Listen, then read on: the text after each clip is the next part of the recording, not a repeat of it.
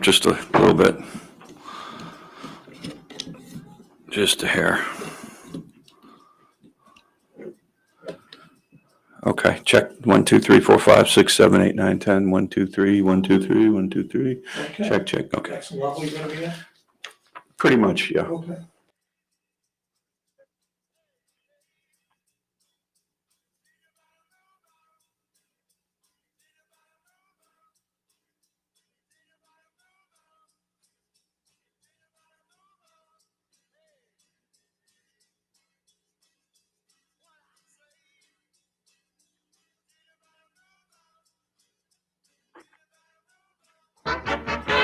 Welcome to Movies and More with Stacy Hovis and John Brandon. Every week, Stacy and John come to you with the latest movies in the marketplace. Media experts Stacy and John take you to the movies and tell you what's hot and what's not in the media world. Stacy and John host conversations about the topics in the films. Their mission is to guide you through the media world. Okay, audience.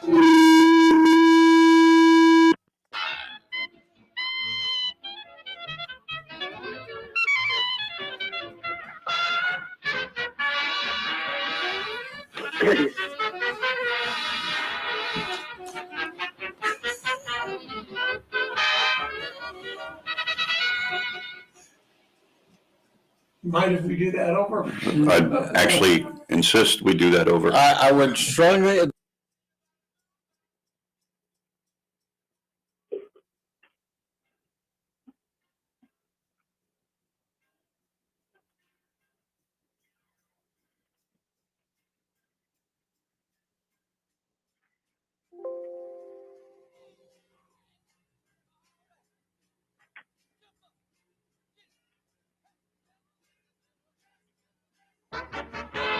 Welcome to Movies and More with Stacy Hovis and John Brandon. Every week, Stacy and John come to you with the latest movies in the marketplace. Media experts Stacy and John take you to the movies and tell you what's hot and what's not in the media world. Stacy and John host conversations about the topics in the films.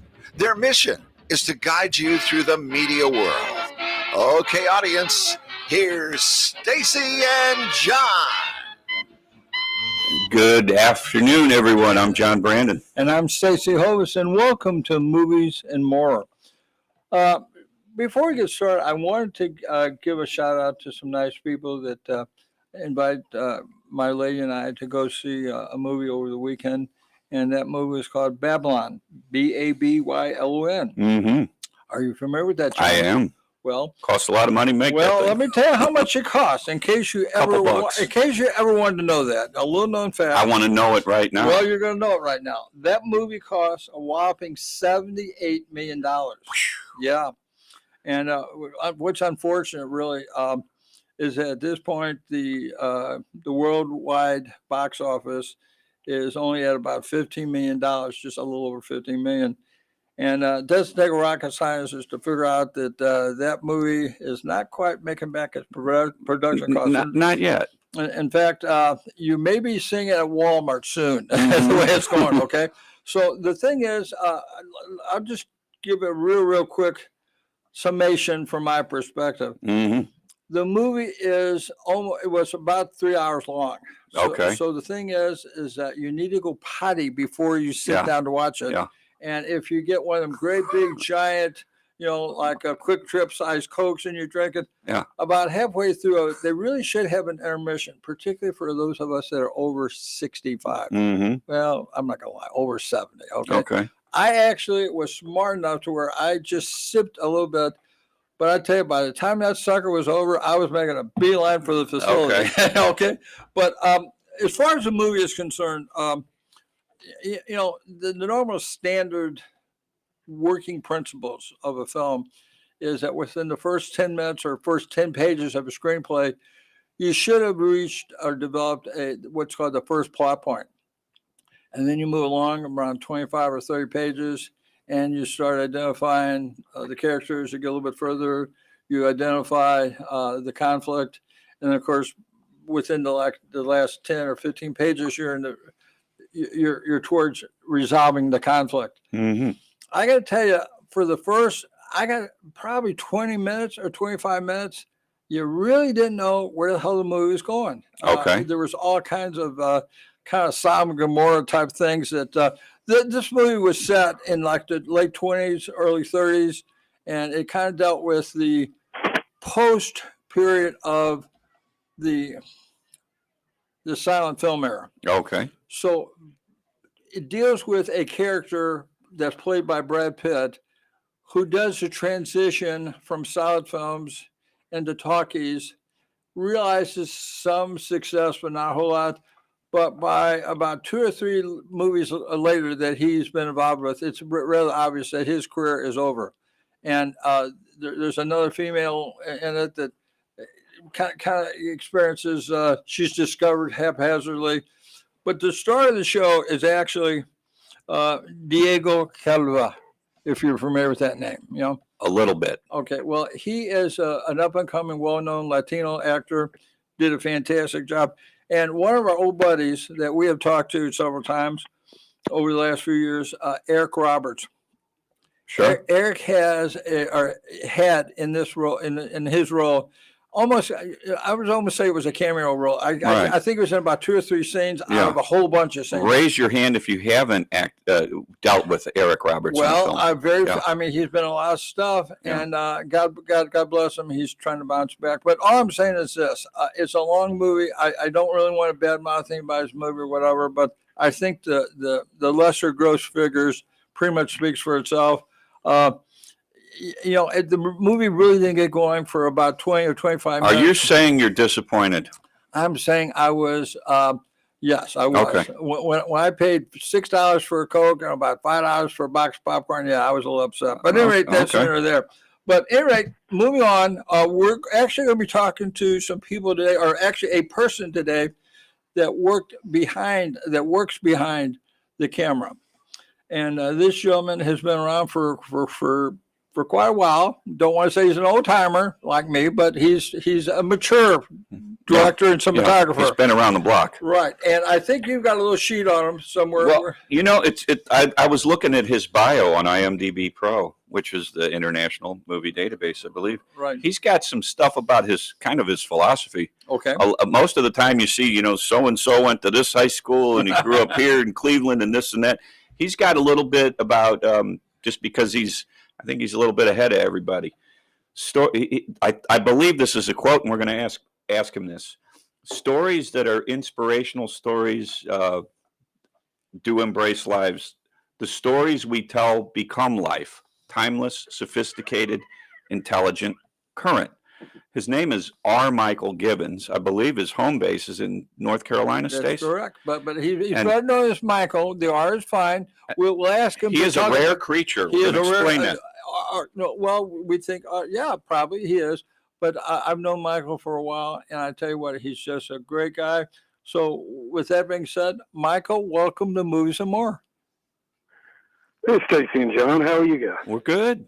How's Thanks for having me on. the weather down there in Carolina today? Well, actually, I'm in Atlanta. Atlanta Day. I'm from South Carolina, but I'm in Atlanta, and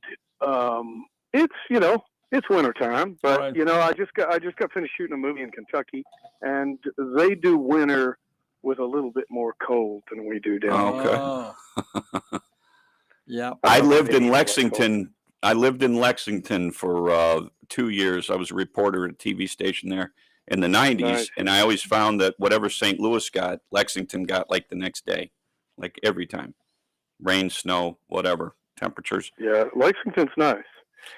Something to do with the jet stream. Michael, we want to ask you, because you wear 2 hats that aren't typically worn as a filmmaker. You're a director and a director of photography. You just don't see that. I mean, you're talking like somebody like a Robert Rodriguez who does things like that, who's able to split his attention. And it's a very difficult thing to do, but it seems like you pull it off pretty well. How are you able to do that? I appreciate that. It is an odd thing, and the reason that it happens is that back in the 80s, there was kind of a handful of us that did that in commercials. And since that's what I do, I mean, honestly, I've had people say, well, do you want to use a DP? And it's like, God, I've never worked with a DP except when I was an assistant in the 70s. And, it is, I'll tell you what's interesting about it is the production company doesn't have to get me a trailer because I never leave the set. Right. And it's true what you say. It's about wearing two hats because I'm talking to the actors about, what they're trying to dig out to get into the scene. And then I spin around and talk to the grip and electric and talk to the camera assistants. And, I deal with everybody. Some people explain that it's just one less person for me to argue with. But Yeah, that's a good way to put it. What's really interesting is when I produce and write a film as well as that, because like I did this movie called Angel Camouflaged about, 13 years ago. And I wrote it, directed it, produced it, raised the money for it. What was the budget on that, can I ask? Yeah, it was about $4 million. Okay.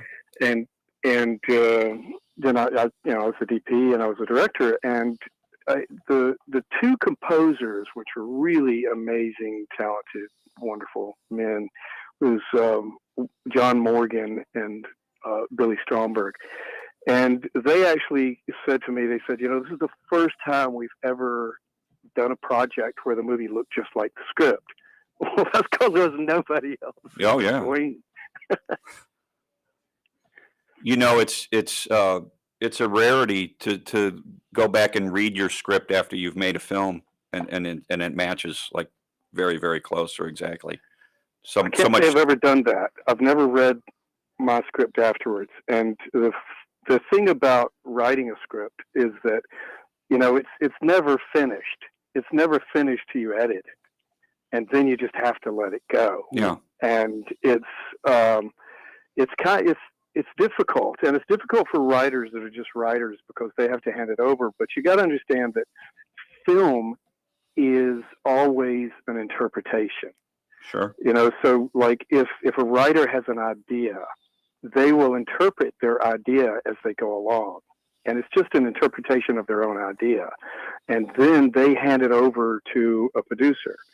And the producer then interprets it a particular way and starts to see the sort of, if that producer is a director hiring producer, or if they already had somebody in mind, but they interpret it the way that they see it. And then the director interprets it. Every single actor on the set interprets it. And then you've got an editor that interprets it. And then you've got a distribution company that may have some say. And they interpret it, and they want to do another edit on it. And then guess what? All of the audience is sitting there watching the movie, interpreting it.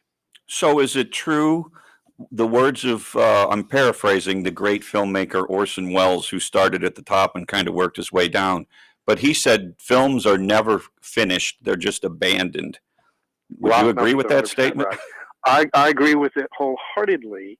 And I also work occasionally in the documentary world, and that is the most painful thing, because it's funny. I've got one that I'm editing right now, and my wife asked me at one point. She said, "How do you know when you're finished?" Well, when you're finished is when you run out of money. When you've had it, and when you've had enough, you're zapped. It's really when you run out of money, because a documentary often. The story just keeps growing and growing and growing and growing. But a feature film can be that way too, but it really depends who you're working with and how it's structured. If it's, let's say, a passion project that you've written and you're directing and you're putting together, and you can sometimes allow it to grow.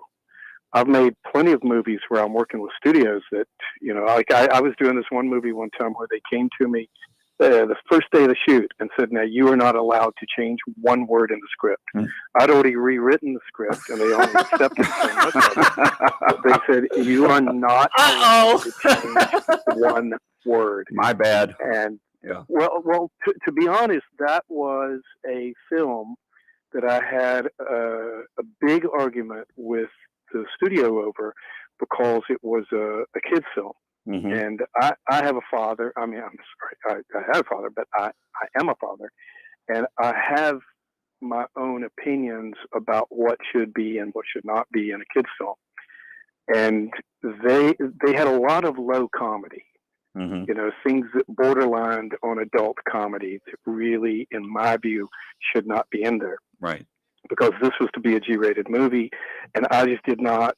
You know, as a parent, you want to trust a G rating, that you can put that on for your kid and watch it and trust it. And it's your reputation too as a filmmaker. Yeah, but you know, like I was competing with, you know, like these movies with cars that turn into like Sure. monsters, and they're farting and doing things like that, and I had to argue with this writer who would say, you know, well, kids think that's funny, and I explained, no, they don't think it's funny. They think it's salacious. Yeah. They're sitting there watching that movie with their parents, getting to see something fart, and it's funny because that's happening in front of their parents. They're going to grow up and look at that and go, "Oh, that's stupid." Distasteful. Yeah, you Yeah. mentioned about sticking to the script or whatever. A film that comes to mind, Michael, is Pulp Fiction, and we know the writer and the director of that movie, don't we? Yeah, a little bit. Mr. Quentin Tarantino, I do believe. Right. Well, Quentin, I guess when he first pitched that to the studio, they immediately wanted to start nibbing and tucking and making all the changes and so forth. And he was fairly adamant about how he wanted that thing to come out. And he stuck to his guns. And there's a classic example of, you know, don't mess with my screenplay. I think I've got it. Just if we're going to do business, fine. And then the other film that come to mind, you know, our buddy Billy Bob Thornton, you know, when he did Sling Blade. Right. Right. He had been consulting with a couple folks, and I won't mention the name, but he said to this one gentleman, he says, doggone, he says, they want me to change the screenplay around and want me to do this and do that. And so finally, this old boy just told me, he said, look, you wrote it. Obviously, you've got your reputations, like you said, it's on the line. You're going to star in this thing. And I just stick to my guns. And well, he did. Of course, the rest is history, you know. And that's really what it comes down to. I think you wanted to ask Michael how Well, he got started. in Let business. me He's going to comment on address those. that. Sure. Yeah. Go ahead. Because while I agree with you, here's that what's different about that situation, and I know both of those films, and I think most people do, and I'm glad that they weren't, you know, messed with too terribly much. I'm sure they were at some point. But the thing about those films is that if you're going to hire a Quentin Tarantino, if you're going to hire a Billy Bob Thornton, and you've got their project, you know, I understand where the producers are coming from that might want to make changes because they're thinking about sellability. And if your movie is not sellable, you know, you have to make money in Hollywood. You have to. If you don't, you just If you want to keep working. Yep. Right. exactly right. But those guys, you know, people know who they are and what they're doing, and you're not going to get Quentin Tarantino to not make a Tarantino movie. You're not going to, he may do things that are more similar. Billy Bob Thornton will not. Billy Bob, you know, he's going to do it his way. Period. But you know, he was at the beginning of his career when he did Sling Blade.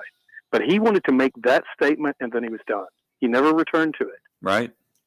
Never. Now, Quentin returns to his style all the time. Real quick, talk about Billy Bob.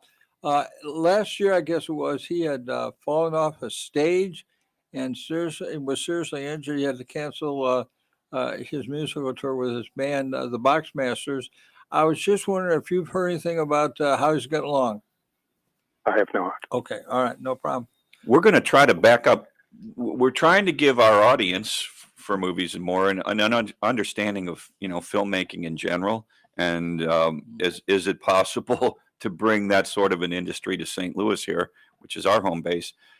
We started talking to you a little bit about this at the beginning, Michael, but if we can just back up, how exactly did you get started in the business? What was your first break per se? Gosh. Well, for one thing, Well, I left South Carolina. I went to college for 2 years in Tennessee, and I had literally had an English professor sit me down after seeing my work. And my work when I was a sophomore was in the senior honor show, and he came to me and he'd seen films that I'd made in school and said, "You got to get out of here. You got to go to LA. You got to go to New York." And I said, "Well, that's what I plan to do after I graduate." And he says, "No, you're done. You're done. Get out of here." So I went to a film school in California. I went to Brooks Institute and went through that thing. But that was an amazing school. It was really good. It really doesn't exist anymore. But it was an amazing school. And my last year, I used to lay out of school and go sneak onto the major studios in LA and just, I don't know if you can do it the way that I did it back then. I used to, at first, I went and I drove up to the gate at, where was it? Paramount, and drove my little orange Volkswagen, and the guy in the gate says, "And what can I do for you?" And I said, "I'm just here to look around." And he said, "No, you can just turn around." And he sent me They away. have guns. Yeah, and so I had to figure out, okay, now what do I do? And then I found another gate where I saw some people walking in, and so I went and parked in a parking lot. And I had to decide, okay, it's going to cost me $5 to park here Ooh. for the day. Was that in your budget, Michael? Well, it was what was in my budget was I will eat today or I will park today. So, Right. Okay. Anyway, I don't wanna We've all been there. Been there, done It's that. actually Yes, it's sir. a fun story because at the same time I was doing that, Steven Spielberg snuck into the lot at where was he? Universal, and he snuck in and found an empty office space and just moved in furniture. Oh my gosh.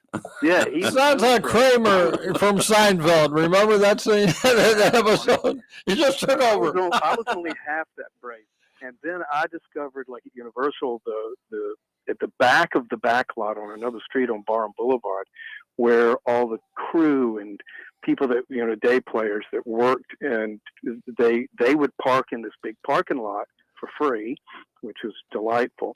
And then you go through a gate and a school bus would come pick you up and you tell them what stage you're at. Mhm. And somebody told me about that, and I used to park there and I'd go stand there. The school bus would pick me up and they'd say, "Where you headed?" And I'd say, stage 6. I just make it up. They go, "Oh, stage 6 is dark today." "Oh, I mean 9, of course 9. And then they would take me and I'd spend the day. And I had a different way of sneaking on Fox. But I met people. Like I met Fred Konekamp Jr., who was a very well-known cinematographer. And I used to leave notes on people's cars because they would park and they'd have their names there, if they were fancy. Virtually none of those people ever got back to me, but a few of them did. But Konekamp used to call me and tell me where he was shooting so I could just go show up. Because I bathed myself. I would just stand and watch and occasionally ask a question. But, that was helpful. But first break, gracious. I'm like everybody else pretty much that, you just get out there and beat the bushes. It's different today with the internet. With IMDb, it's different. Right. But back in the day, we didn't have all that stuff. And, I used to just sneak on and meet people. And then I used to send resumes, and I would hand type every resume. I would print the resume eventually, but I would hand type, all these things and I would send out about 50 a week. And I'd just get names and numbers. And to be honest, I did crazy things. Like I would go over to the DGA and tell them I was from a particular company and we couldn't find our DGA manual with all the members in it. And could you please give me another one? And they'd happily give me another one. I would take it home. There was all sorts of addresses to direct You people. little stinker, you! Your man's a corkscrew back 7 dirty Dillons, ain't you? I'll tell you what, Jimmy Stewart was listed in there one year, and I used to call him and just chat with him, and I never told him that I was in the business. I was wanting to, originally, but then it's just like we would just chat and talk about life and the world and family, and I used to call him regularly. And He knew who you really were, or were you pretending? no, to he be- had no idea. He had no Okay. idea. I was nobody. I Okay. was pulling One focus. of his other professions, obviously we've now discovered it, is he is an actor. He acted. He sold himself Yeah. to the studio and to Jimmy. I tell you what, see, I'm learning something about you, brother. I didn't know. Well, You got to be sneaky, man. You have to. you got it done, didn't you? But then here's the thing. It's like when I first got out of school, the guy I told you about that was one of the composers with me, Billy Stromberg, his father was a director. And incidentally, his brother is Robert Stromberg, who won the Academy Award for directing, no, not for directing, but for designing Avatar. And then he won the Academy Award for designing Alice in Wonderland. And then Hollywood said, wow, here's a guy that can really create worlds. And so they gave him Maleficent to direct. And he's a really great guy, and he was a buddy for a long time. But his father directed a bunch of, sort of low budget teenage exploitation monster movies that were really cool. Drive-in specials. We used to watch those in the drive-in. Specials. God only knows how many children were conceived at the drive-ins watching those very films. All right. Yeah, watching That's another Crater story. Lake Monsters, and so he asked me to go shoot a series of demos for scripts that he had written. And we would go out like to a desert or out in the woods or somewhere, and for like no money. And I would call Panavision or Claremont Camera, Fisher, Dolly, and get stuff basically for free. Wow. And we go take that stuff and go shoot these things. And so here I was, like 21 years old, shooting these things.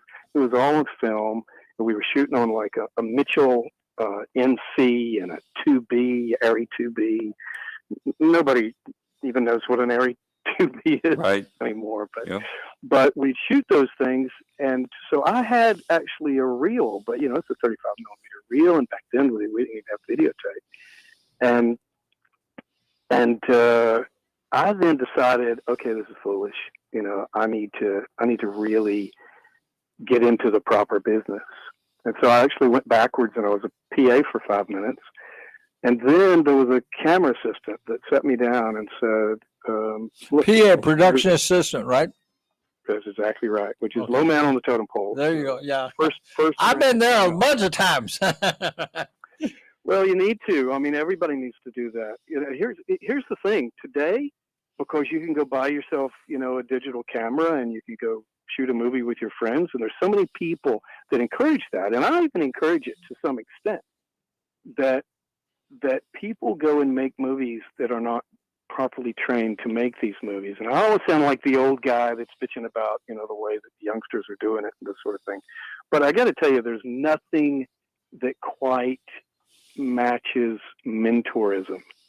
I mean, I worked with Davio and, lots of different cinematographers that taught me a lot. And I worked with a lot of directors that taught me a lot. And it's not easy to make a movie and to tell a story and to figure out how you tell a narrative story to keep people interested, without just overdoing it with special effects and, letting your story rule you instead of, following just a few rules that the human mind really understands. Mm-hmm. Let me ask I you could go something. from these Well, no. I tell you what, thank you for that thorough explanation, because I'm fascinated, and I've been in the business, so I can just imagine someone that's kind of new to the industry hearing what you're saying. It's very, very informative. To date, Michael, give or take, we said that you were doing feature films and television and commercials. To date, how many feature films were you involved in whatever capacity, and how many commercials have you done? Well, I've worked on well over 100 movies. Wow. And well over 1,000 TV commercials. And I got to tell you, at the time that I was working in commercials, which was really the 80s and 90s, there was nothing like it. Nothing. I mean, the economy was great. There was tons of money, and not just in America. I mean, I worked globally. My main office was in Amsterdam, and I had partnership with other companies like Production International that had, offices all over the world. And, it was just a different world. I mean, I was flying all over the place, shooting like the biggest stuff with the biggest clients. Can you give us an example of one that probably everybody's seen that you worked on? Well, there was one that before I started directing that I did with Ridley Scott that was massive. It was a Turbo Z commercial for Nissan, and it got banned. It was shown on the Super Bowl, and then it got banned because the sort of insurance companies banded together with like the Highway Patrol Union or whatever that was, and declared that it promoted unsafe driving. Oh, makes sense. Michael, I It was tell you, extreme. we're coming down to our hard break here in just a little bit. But I tell you what, you said a name that everybody's familiar with, Ridley Scott. And when we come back from our break, I'd like to hear about how you got involved with Ridley Scott, Scott Free Productions. And I think our listeners would find that most interesting. So y'all stick around. And when we come back, we'll talk to Mike a little bit further about the biz and Ridley Scott. Stay tuned.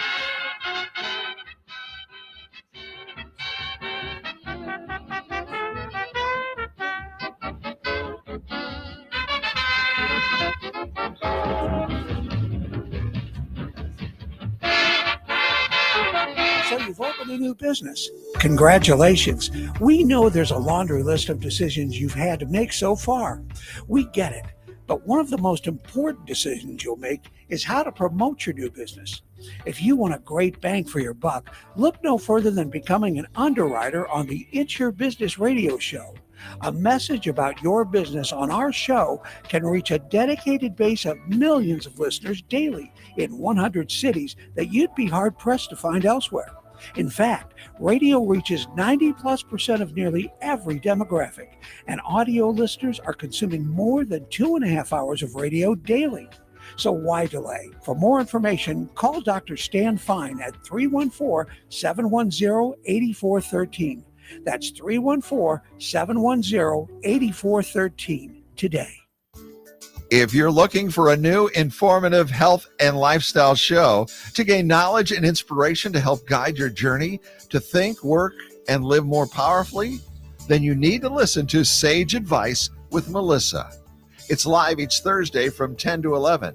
Now, whether you're trying to improve your life from a mental, physical, or spiritual journey, Sage Advice with Melissa Coleman, CEO of Sage Skincare, delivers weekly advice from industry experts to provide you with insightful suggestions to allow you to thrive with a better quality of life. Melissa's mission?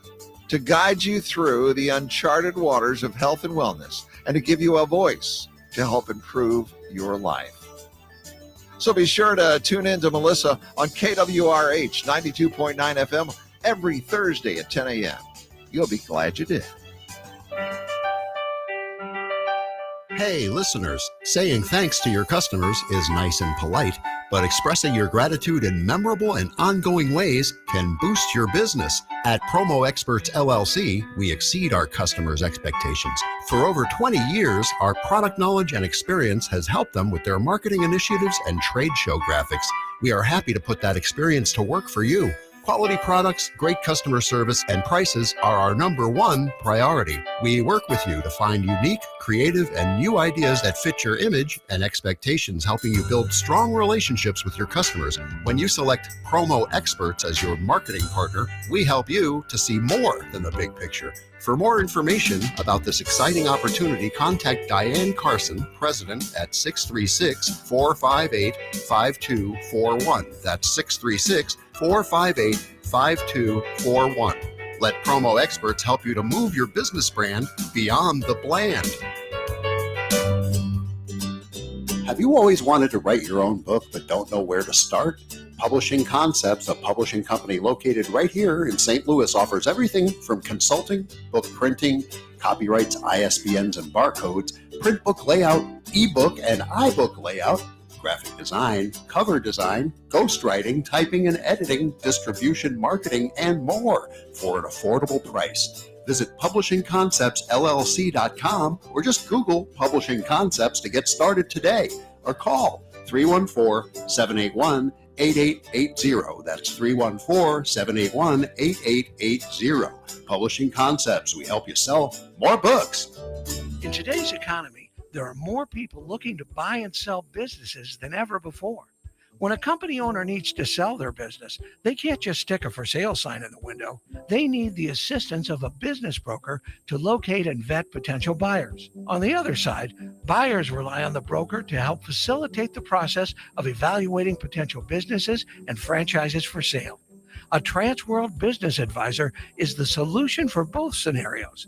Transworld Business Advisors focus on 3 core concepts: business brokerage, franchise consulting, and franchise development. Transworld has specialized in the sale of business and commercial real estate. Today, Transworld Business Advisors is a global network of brokers offering a turnkey solution for those that want to build a solid business and future for themselves while maintaining a balanced quality of life. With our comprehensive training program, full marketing support, and local field support, you won't have to start from scratch. Our trained experts and members will help you every step of the way.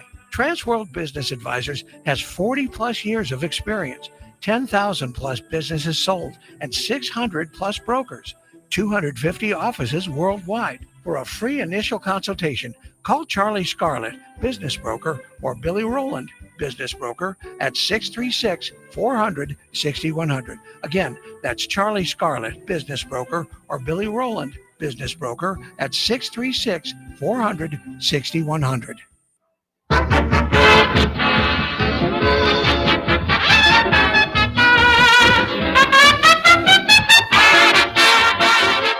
And welcome back to Movies and More. If you're just joining us, we're talking to Michael Gibbons, a professional in the film and television and commercial Director production. and cinematographer. My gosh, he does it all. So welcome back. Michael, when we went to our break, you were just getting ready you were going to tell us about Sir Ridley Scott. Yeah. I mean, he's Sir now because, as I understand, the late Queen He Elizabeth got a sword tapped on his shoulder. Well, as long as they didn't get too close to the mirrors, that's the main thing, you know. But you were getting ready to tell us about how you got involved with Ridley, because I think that's a very exciting thing. Yeah, that was wonderful. I used to shoot a lot with a director named Peter Smiley, and he was from South Africa and lived in California when I was working with him. And he was one of the most talented men that I ever worked with. And I guess I did work with him for 3 years. And he was phenomenal, just phenomenal. But the things that he did really well, did a lot of beer commercials and cigarettes. And I shot a lot of Marlboro commercials with him.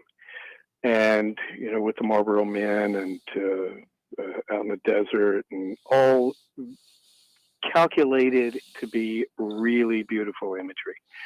And Ridley Scott saw one of them, and he had his producer call my agent, and next thing I knew, I was doing that Turbo Z commercial that I was telling you about. That was the first thing I ever did with him. Yeah. And it was just amazing. It was kind of funny. I mean, actually, they called me to do some other work. Like, they called me to shoot second unit of Black Rain, and I just wasn't available. I wanted to do it. And Is that the one with Michael Douglas where he goes to Japan? that's exactly right. Okay. Yeah, that's exactly right. And I took the meeting anyway, but I didn't meet with Ridley. I met with the first unit DP, and I'm not going to tell you what he said because it was not flattering to Ridley. And the things that he said were almost as if to make me not want to work with him. But as I'm listening to him say these things, such as, you know, Ridley, you know, eats DPs for breakfast to cinematographers, and I'm thinking, I don't care. He can stand on my neck. I don't care. He's Ridley Scott. My eyes will be open, my ears will be open, and I'm going to learn. Well, nothing could be further from the truth. When I did work with Ridley Scott, Ridley is a complete gentleman. I loved him. He's wide open. The great thing about working with him, and this is what I learned from him, is that he would surround himself with what he figured was the best team to make that particular project, and he would explain what he was trying to do. And there was a lot of drawing pictures, a lot.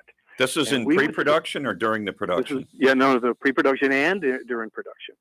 But he would explain what he wanted, and for my own self, he would then look at me after he explained the scene and say, "Okay, what are you going to do?"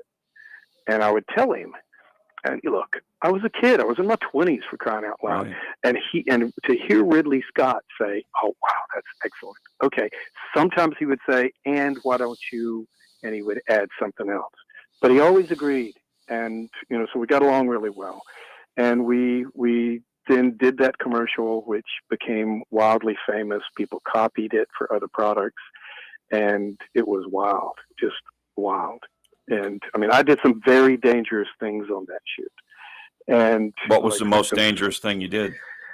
Well, in my opinion, the most dangerous thing I did, and Ridley was going back to L.A. at night to work on the color correction for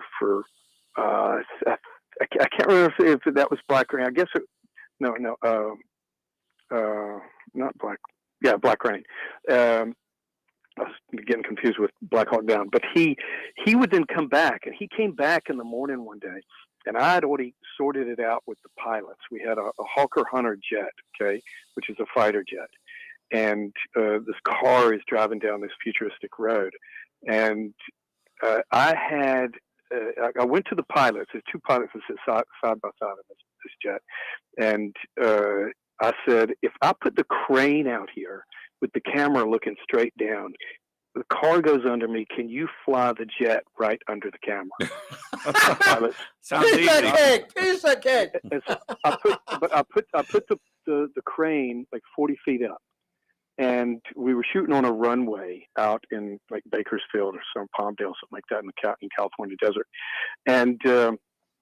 And they looked at it and they said, "Yeah, sure, we can do it." These two were like Top Gun pilots, like the best you could get. Right. And so Ridley comes up, and I've got this crane out there over the runway, and I'm up on the crane with my grip and the crane operator.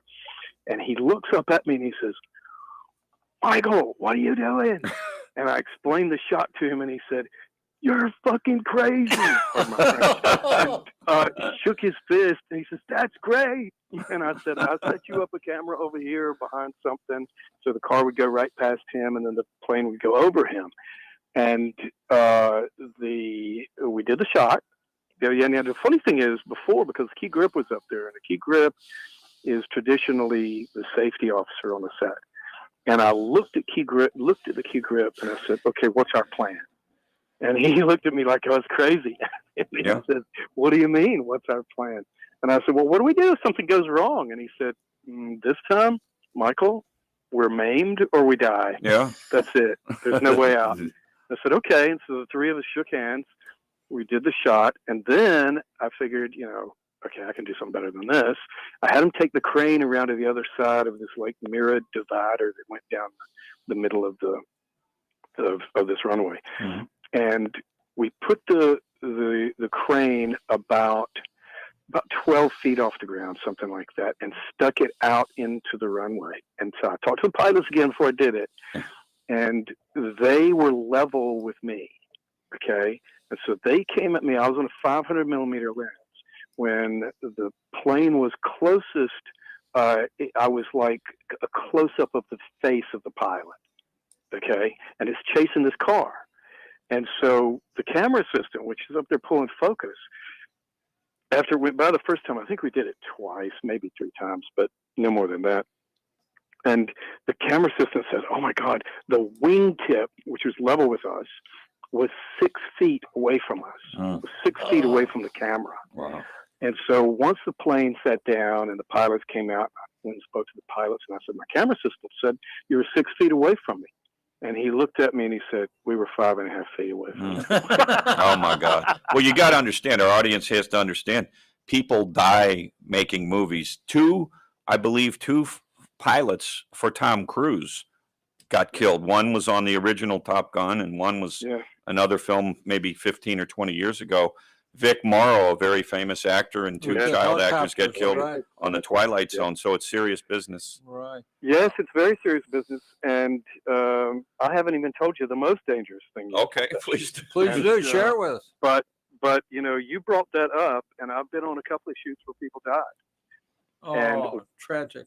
So they just dropped dead. Just dropped dead. Wow. So you can 60-something definitely years old. relate to So- the tragic situation with Alec Baldwin. Well, I did a Marlboro commercial where one of our horses got out in the middle of the night, actually in the early morning. Just as we were driving in, we saw all this smoke coming up.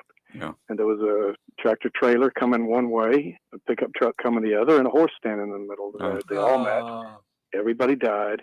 It was tragic. Oh. Horrible, horrible, horrible story. Didn't have anything to do with while we were shooting, but that horse wouldn't have been there had we not been shooting Right. Marlboro commercials. So there's always that But- association with God. I want to bring up something real quick, if I can, just a quick anecdote about Ridley Scott. The first commercial that he was ever involved with, basically his first ever production work, was for a company in Great Britain called Hovis Bread. Okay. That's right. Now, That's right. it just so happens that I share that same last name, Hovis. Okay. So a few years ago, in fact, this back in 2010, I was trying to get someone of notable reputation to pass judgment on our screenplay that we had put together. So I thought, I read this little bit about Ridley Scott and Hovis Bread. And I thought, if I call Scott Free Productions and tell the young lady that because of my family's bread company in London, that's what got Ridley his start. Not Maybe- exactly true. Well, now we're talking about fibbing. Now we're Yeah. talking about how we got in the business, Big right? thing, yeah. Okay, so I'm just trying to tell you I was a co-conspirator. I conspire and confederate with the best of them, okay? But the bottom line was I did just that. And she said, "Oh, that's fantastic." She said, "Well, Ridley's not here right now, but let's say your name's Stacy Hovis, like the bread." Okay. Well, son of a gun, later on in the afternoon, who calls? "I'm looking for Stacy Elvis." I said, "Yes, sir, you've got him." "Oh, you're bloody Elvis." I said, "Well, yes, sir, I am." "Are you in relation to those chaps in England?" I said, "Well, sir, I think I am. My father said we were, but he said, don't try to borrow money from him." He said, "Well, I blame one old dad." He said, "Those cheap SOBs," notice I spelled that out, okay? They hardly paid me anything for that commercial, but they gave me my start. And so, lad, what can I do for you? Well, I told him about the screenplay. He was nice enough to read it, critique it. And I got to tell you, everything you just said about the guy, I just want to shout out an amen to, because he was such an incredibly nice man.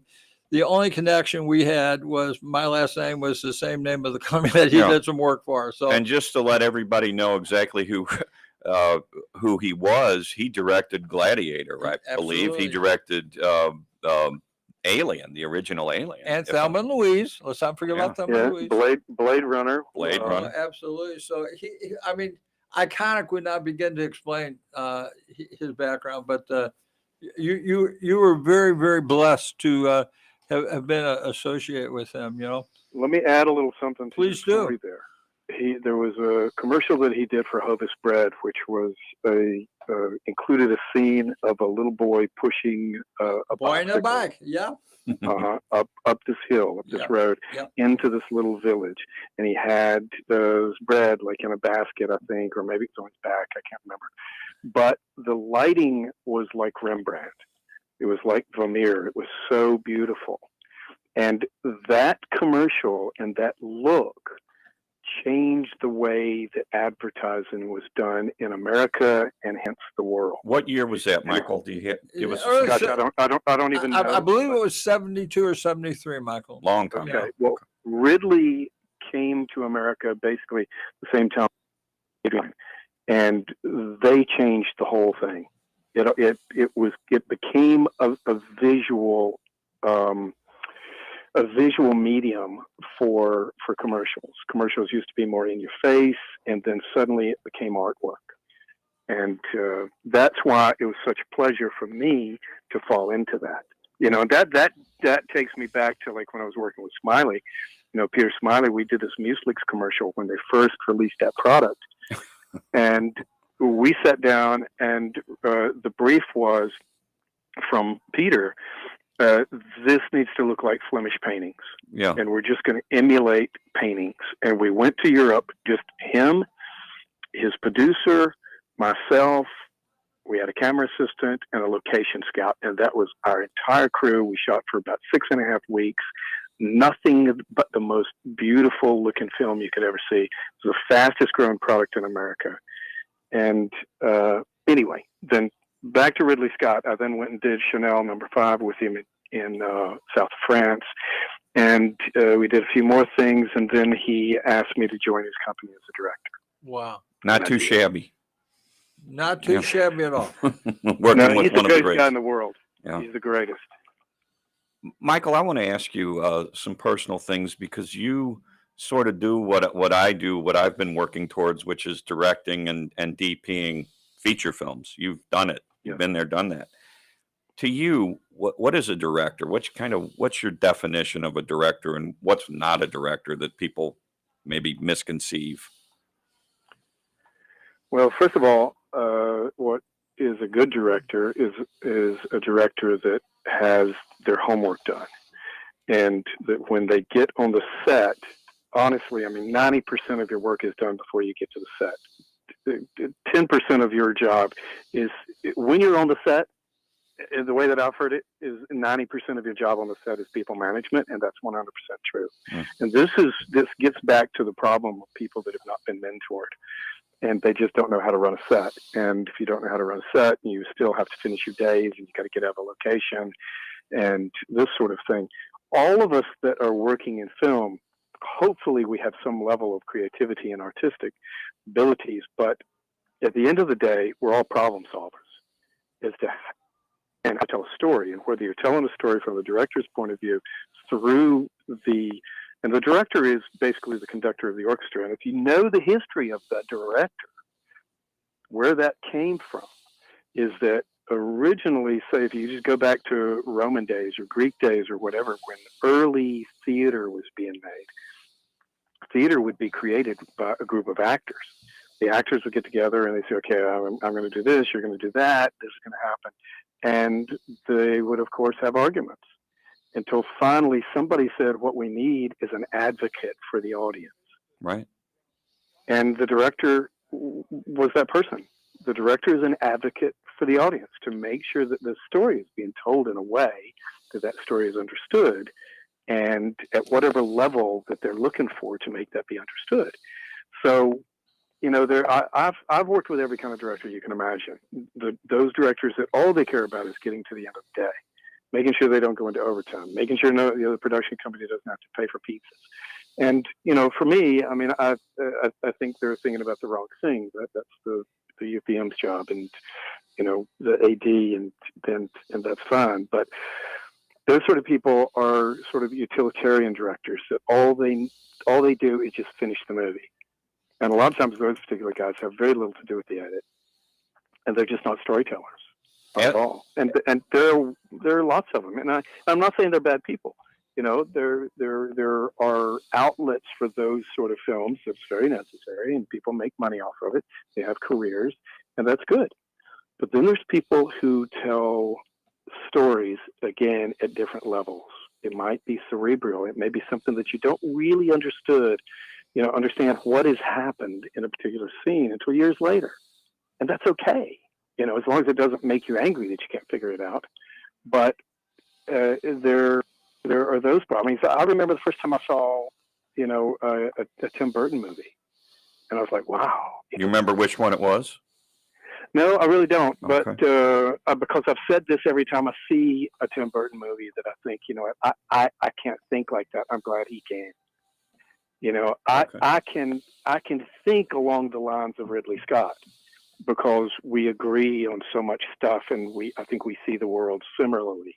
I wish that I could, one day I went to lunch with him, and we weren't even shooting anything. We just went to lunch, and he had he used to, like, he would work on a movie and he would spend all his time on pre-production, which you have to do, and all this time on post-production, which you have to do to make sure that all this is done. But he told me at one point, and he said, in movies, and he said, if I'm not careful, and he hadn't even done 10 movies at that point, and he says, if I'm not careful, I'm only going to make 10 movies.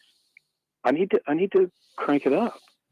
And I'm thinking, if I could make 10 movies like you make 10 movies, I'd be happy. But then he just changed the way that he did it. He still did all of his pre-production. He still did all of his post-production, but he layered it. And he started doing things back to back. And see, he got known for being that Blade Runner guy. And while that was wonderful because it was such a great, unbelievable film, you got to be careful that you don't get pigeonholed. And what really changed his life was Thelma and Louise. Thelma and Louise got him known as an actress-director. Right. Completely different kind of genre and story. Yeah. And oddly enough, he wasn't even going to direct that movie originally. He that was back when I was working with him, and they had Adrian Biddle was DP in it, and he was interviewing directors. And at one point, his producer, this is the way the story was told to me, I wasn't there, but whispered in his ear and said, "Have you noticed that every top director in Hollywood is trying to get this movie?" And he said, "Yeah." And she said, "Why don't you do it?" And he said, "Yeah, why don't I do it?" I watched it recently. I love it. I mean, I watched Alien. I watched Alien recently. I mean, if I ever want to get inspired, all I got to do is turn on a Ridley film. Absolutely. And, like the first frame of Alien, it's like, wow, oh my God, Yeah. Here we go. That's the attention grabber. Speaking of notables, I guess, you work with some terrific talent over the years, Michael. Could you, and we're coming down to the last few minutes of the show, is there any particular male or female actress that or actor that you felt really stood out in your mind that really brought something to your As a pro. As a pro? Yeah. Yeah, well, there's the major pros that I've worked with, like Roger Moore and Meryl Streep and Robert De Niro, and I was in Raging Bull, so I got to be around De Niro and Scorsese, and that was really impressive. But there's people on all sorts of levels. I mean, like even I worked with Pierce Brosnan and James Coburn, and James. Like all of these people are wonderful, incredible people. But there's other people that are not famous like that are unbelievably brilliant. Like I worked recently with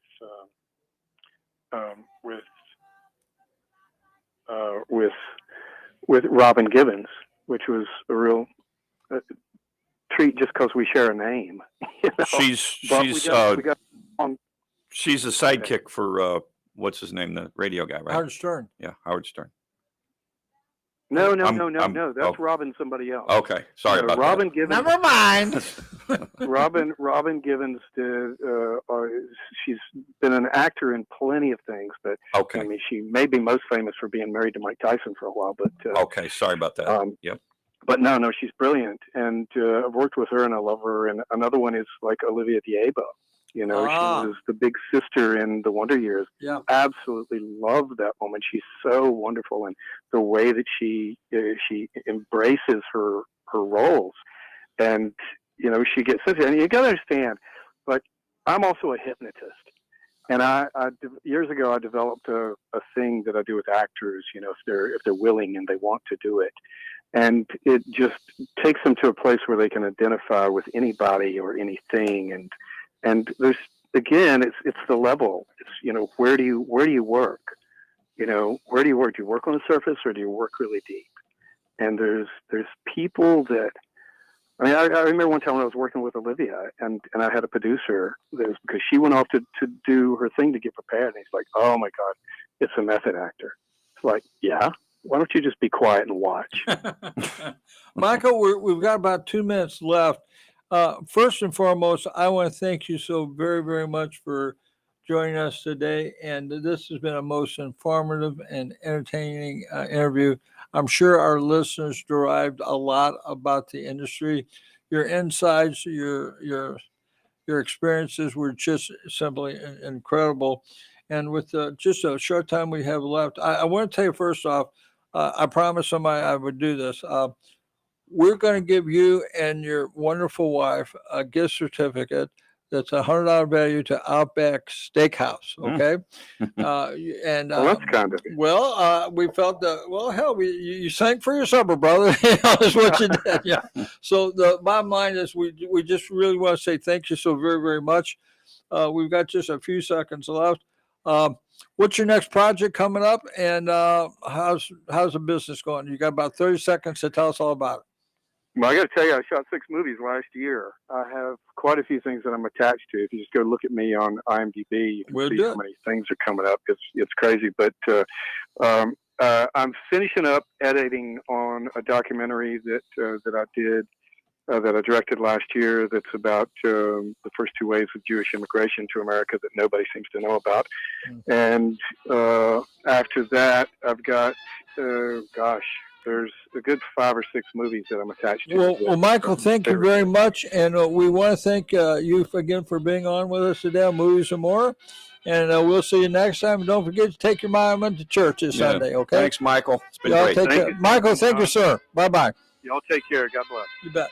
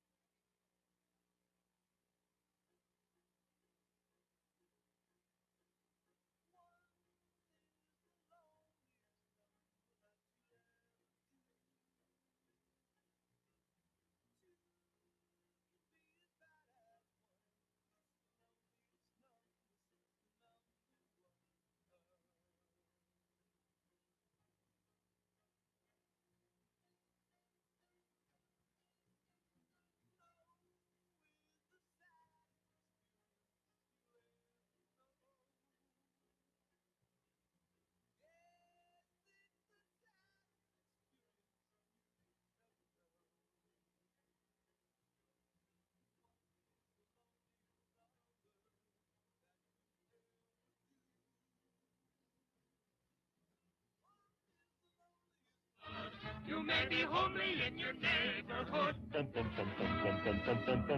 Be an actor, see Mr. Factor, you make your kisser look good.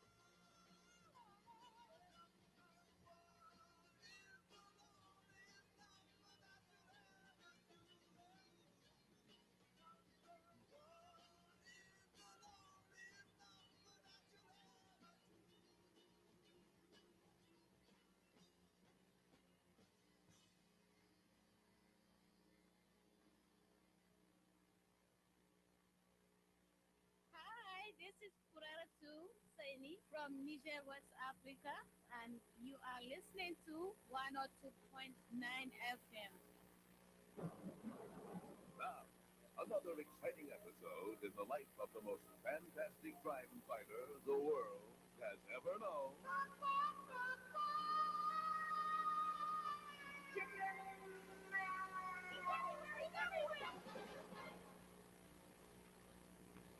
It is night in Midland City, on the 14th floor of the Great Midland City Hotel.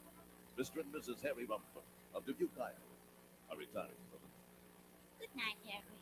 Good night, Mama. Harry, Yeah, you hear what I hear? yeah. It's a tapping sound from outside the window. Maybe you better look, Harry. Okay.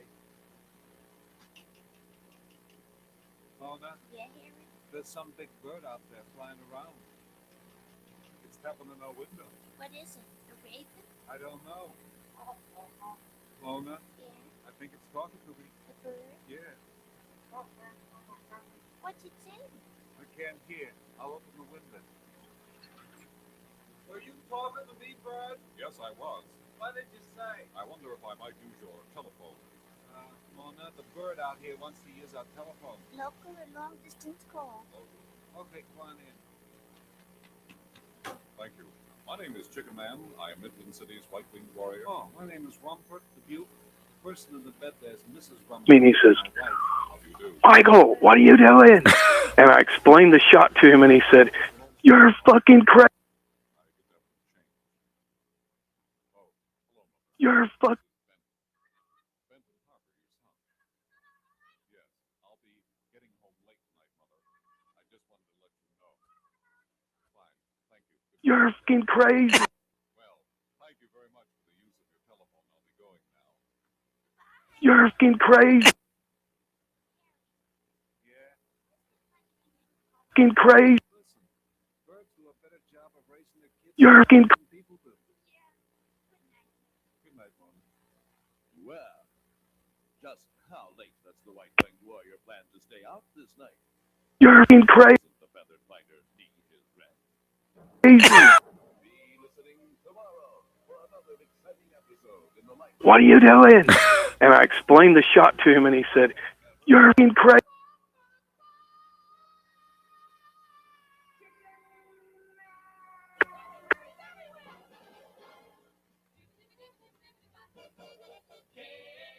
Fucking crazy.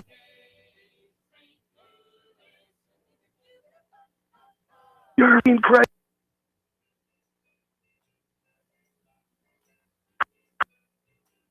Crazy. Explained the shot to him, and he said, "You're fucking crazy."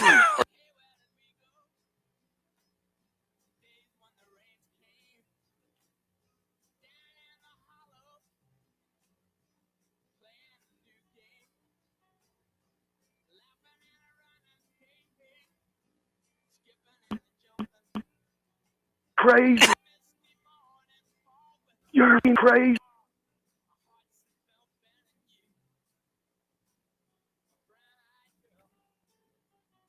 You're fucking crazy.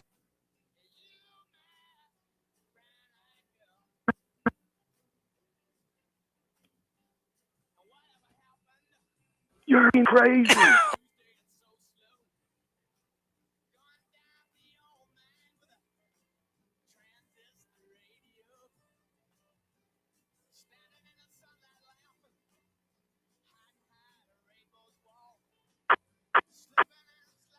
Crazy. Up in the crane operator, and he looks up at me and he says, "Michael, what are you doing?" And I explained the shot to him, and he said, "You're fucking. You're fucking.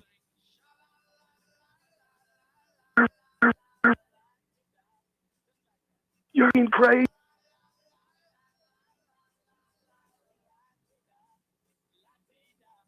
You're fucking crazy.